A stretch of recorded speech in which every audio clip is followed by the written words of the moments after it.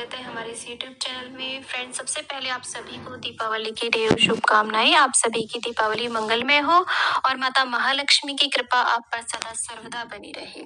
Friends, आज की इस वीडियो में मैं दीपावली के लिए हमें किस किस बेसिक सामग्री की आवश्यकता होती है वो आपके साथ शेयर करने जा रही हूँ। तो सबसे पहले देखिए, इसके लिए चौकी लगाई जाती है क्योंकि एक बहुत बड़ा पूजन होता है, पूरे 5 दिन तक ये पूजन चलता है।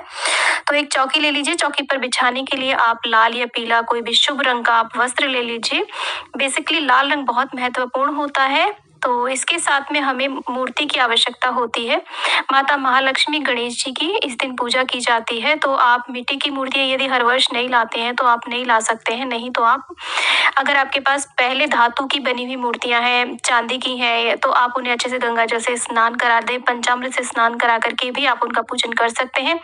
नहीं तो आप, अगर हर वर्ष आपके परिवार में मूर्तियां नहीं आती है तो आप नहीं ला सकते हैं। तो देखिए, इस तरीके से अगर आपके पास पीतल की या किसी भी धातु की, अष्ट धातु की आपके पास मूर्तियां हैं तो आप उनका भी पूजन कर सकते हैं।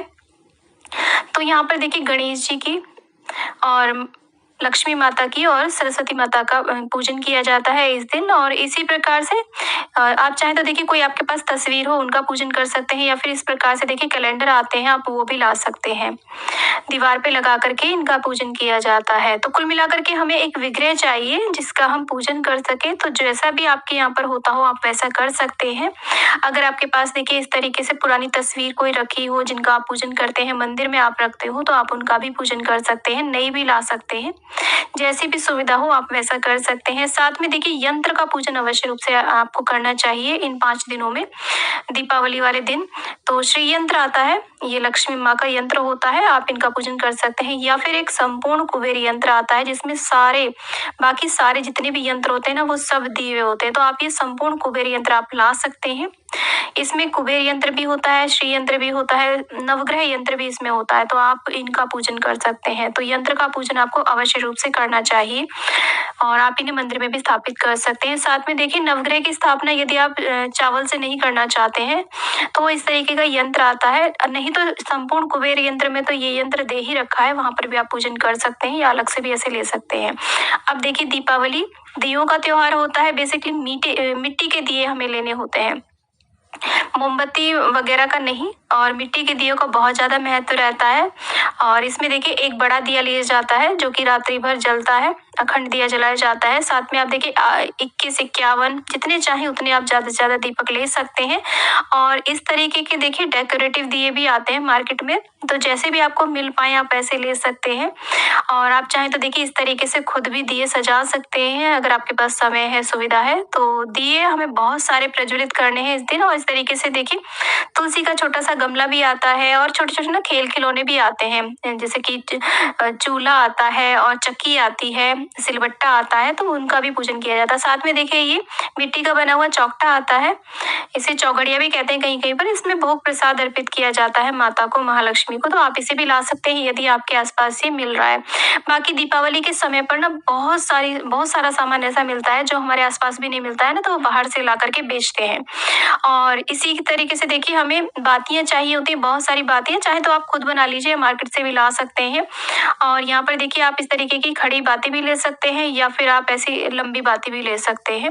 और आप रुई भी ला सकते हैं, खुद भी बना सकते हैं। तो जैसी भी सुविधा हो आप ले आइएगा। बहुत सारी बातें हमें चाहिए होती है। साथ में देखिए, दिए जलाने के लिए हमें घी चाहिए होता है।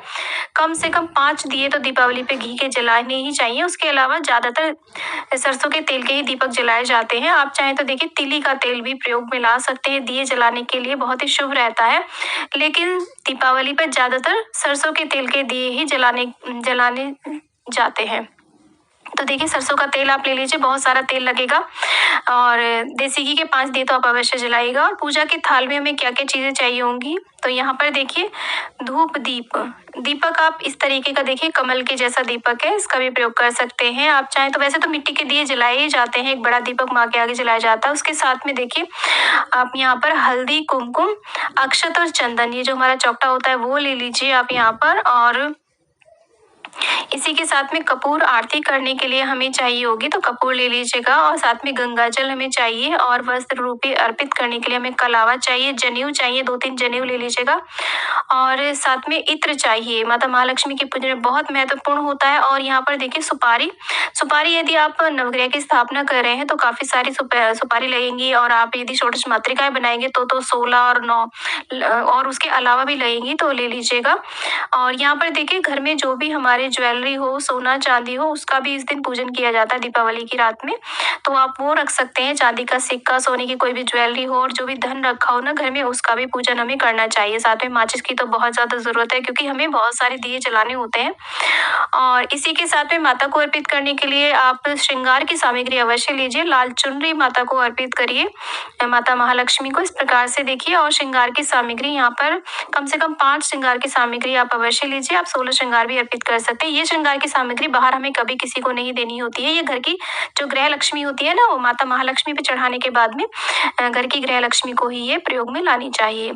और इसी के साथ में देखिए धनतेरस पे जो हम नए बर्तन खरीद के लाते हैं, उनका पूजन दीपावली की रात में किया जाता है। इस तरीके से उन बर्तनों को भी, जो भी आप बर्तन लेकर के आए हैं, उनको आप पूजा में अवश्य रूप से रखें।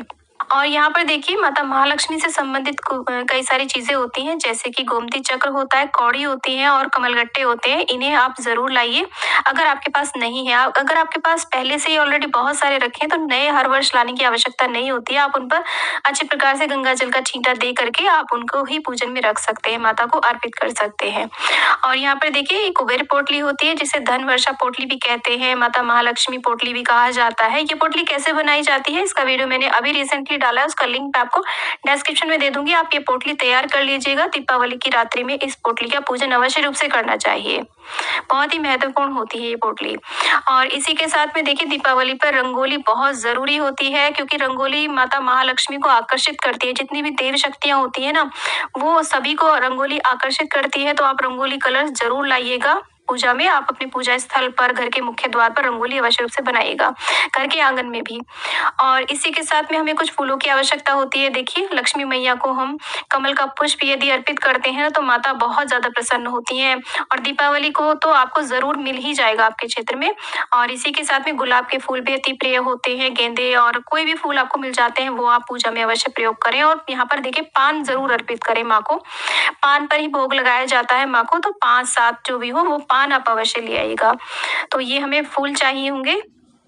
और इसी के साथ में देखिए हमें यहाँ पर देखिए अष्टधान भी अर्पित किए जाते हैं। आपके पास यदि 7 हैं, सप्तधान भी आप अर्पित कर सकते हैं। तो देखिए मैं खड़े अनाज यहाँ पर प्रयोग में लाए जाते हैं। मैं यहाँ पर देखिए ले रही हूँ चावल, राजमा, चना, मूंग और मक्का, गेहूं और बाजरा मैंने लिया है। साथ में धनिया जरूर अर्पित किया जाता है। दीपावली की रात्रि में माता को धनिया जरूर, जो खड़ा धनिया होता है ना, वो जरूर अर्पित करना चाहिए।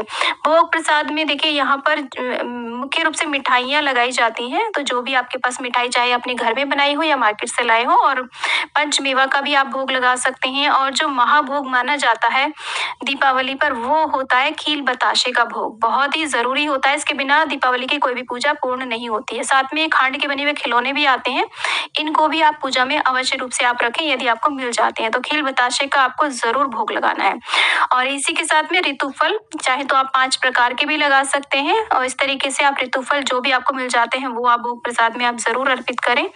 और इसी के साथ में अक्षत हमें काफी सारे चाहिए होंगे। एक तो हमें देखिए कलश की स्थापना यदि हम कर रहे हैं तो कलश के नीचे हमें चाहिए। अगर नवग्रह बना रहे हैं, षोडश मातृकाएं बना रहे हैं, तो भी हमें बहुत सारे अक्षत की आवश्यकता होती है। और इसी के साथ में काफी सारा हमें जल चाहिए। पूजा में जल का 1 लोटा भर के अवश्य रूप से रखना चाहिए, या कलश के लिए भी हमें जल की आवश्यकता होगी। इसी के साथ में अगर आप कलश की स्थापना कर रहे हैं तो कलश के लिए देखिए कलश के अंदर डालने के लिए हमें लौंग, इलायची, सिक्का, सुपारी, हल्दी की गांठ और कमलगट्टा चाहिए यहाँ पर। और सर्व औषधि भी आप डाल सकते हैं, आम के, अशोक के या पान के पत्ते हमें चाहिए, और एक कलश चाहिए। इस प्रकार से अगर आप कलश की स्थापना नहीं करना चाहते हैं तो इस सामग्री को आप स्किप कर सकते हैं।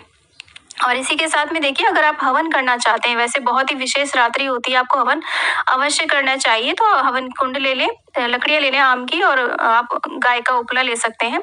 साथ में हवन सामग्री हमें चाहिए, कुछ घी हमें यहाँ पर चाहिए। कमलगट्टे से भी यहाँ पर आहुतियाँ दी जाती हैं। और कलश की स्थापना करने के लिए हमें एक इस तरीके का देखिए पानी वाला जटा वाला नारियल चाहिए। उसके ऊपर मौली और चुनरी इस तरीके से लपेट लीजिए, क्योंकि हम श्री कलश की स्थापना करते हैं दीपावली की पूजा में। तो इस तरीके से देखिए धनतेरस की रात्रि में झाड़ू लाई जाती है, और इस झाड़ू को देखिए कुछ लोग तो धनतेरस में पूजन करते हैं, कुछ लोग दीपावली की रात्रि में इसका पूजन करते हैं। तो जैसे भी चाहे आप झाड़ू ला सकते हैं, चाहे तो आप सीख वाली झाड़ू ला सकते हैं, या इस तरीके की ला सकते हैं, फूल झाड़ू ला सकते हैं, उसका पूजन आप कर सकते हैं। तो इसको भी हम अपनी पूजन सामग्री में रख लेंगे। तो फ्रेंड्स, ये वो बेसिक सी सामग्री है जो हमें दीपावली के पूजन में चाहिए होती है। तो आप दीपावली से पहले सब सामग्री की व्यवस्था कर लीजिए, ताकि दीपावली के पूजन में आपको किसी भी प्रकार की कोई हड़बड़ाहट ना हो। तो इस प्रकार से देखिए यहाँ पर जो मैंने लक्ष्मी मैया के तरह तरह के जो आपको विग्रह दिखाए ना, तो आवश्यक नहीं है कि आप ये सभी आप पूजन में रखें। मिट्टी की रख सकते हैं, धातु की रख सकते हैं, सोने चांदी की जैसी भी हो वैसी आप प्रतिमा रख सकते हैं, तस्वीर रख सकते हैं। उसमें से कोई एक आपको प्रयोग में लानी है। तो उम्मीद करती हूँ कि वीडियो आपके लिए बहुत ही यूजफुल रहा होगा। वीडियो थोड़ा भी यूजफुल लगा तो वीडियो को लाइक शेयर, चैनल को जरूर सब्सक्राइब